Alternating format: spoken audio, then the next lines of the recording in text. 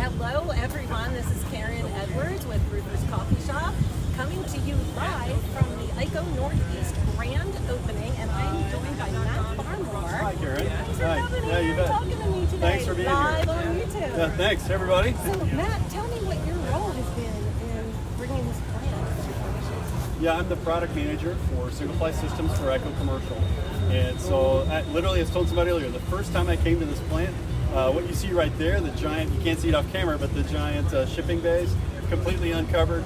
There was a hill in the back that we had to explode so we can build a rail car spur, bring rails in. So I've seen it from when it was literally was an old Radio Shack warehouse. And now we've turned it into what is now the newest state-of-the-art facility, TPO and insulation manufacturing in North America. It is quite impressive. And when did you start this transformation of this old Radio Shack? Right. IKO bought the facility 4 years ago and started at that point getting, of course, construction estimates and developing a plan. A lot of engineering work went into the production line itself, and our partners that built those two lines. We have two lines that run simultaneously next to each other, one for insulation, one for TPO, and that requires a lot of coordinated engineering for both those lines.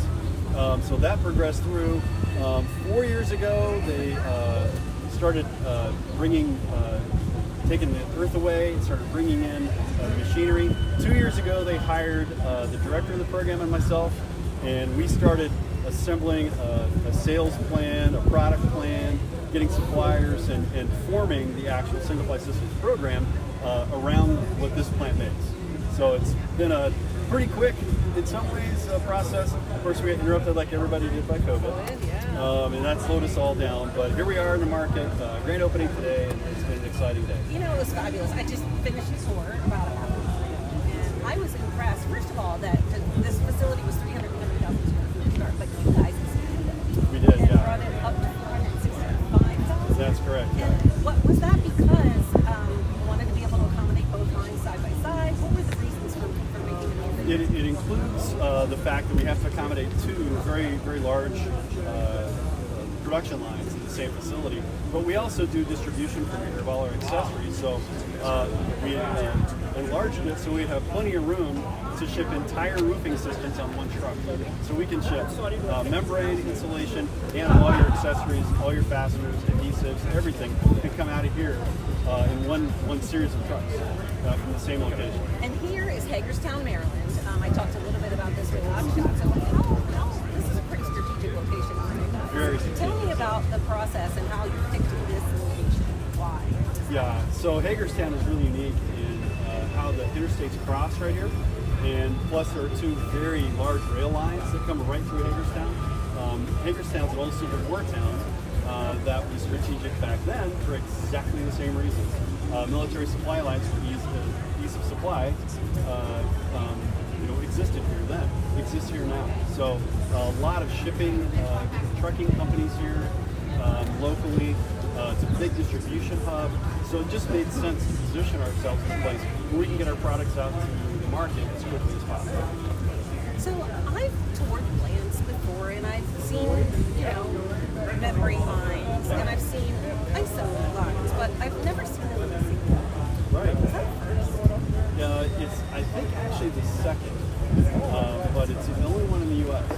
And it is pretty unique. It has its own complications. You have to make sure certain things do stay separate. You're running literally two plants at once, as well as a very large distribution center at once. So even though everything's very automated here, it does take a lot of control, a lot of organization, a lot of people to really make it run successfully because of the complexity of the operation. So many different things going on. It's gotten to the point that we have to mark certain forklifts because some are more distribution oriented and some are production oriented. You've got to make sure you're servicing the right ones, so you have to keep everything sort of that granular level of organization. Keep everything like that in mind as you operate the facility. Very impressive to see how cool inside there. I wish I could take a picture of you all to see it. We can't give away that 7 special secret sauce. We can, yeah. We're like Heinz. We don't know what's in our sauce. Yeah, but it makes a quality product, and the technology that you use here is everywhere. Robotics. There is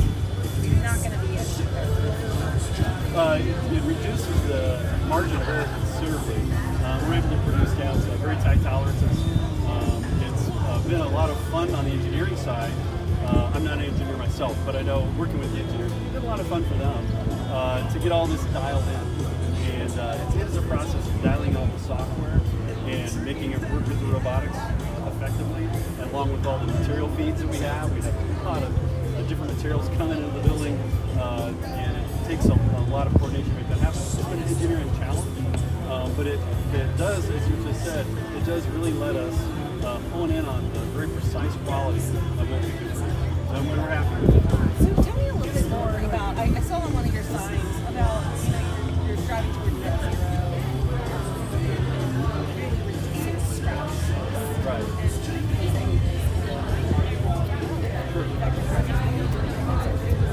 Yeah, and it's actually typical in TP production to when you produce scrap, is you start a line, you kind of shut down for a few days, you repair, maintenance. When you restart the line, or when you shift from, when you convert from making one type of product to another, then you run scrap until everything is all up and running to tolerance and spec, and then you can fly. So there's a certain amount of scrap that needs to be made every time.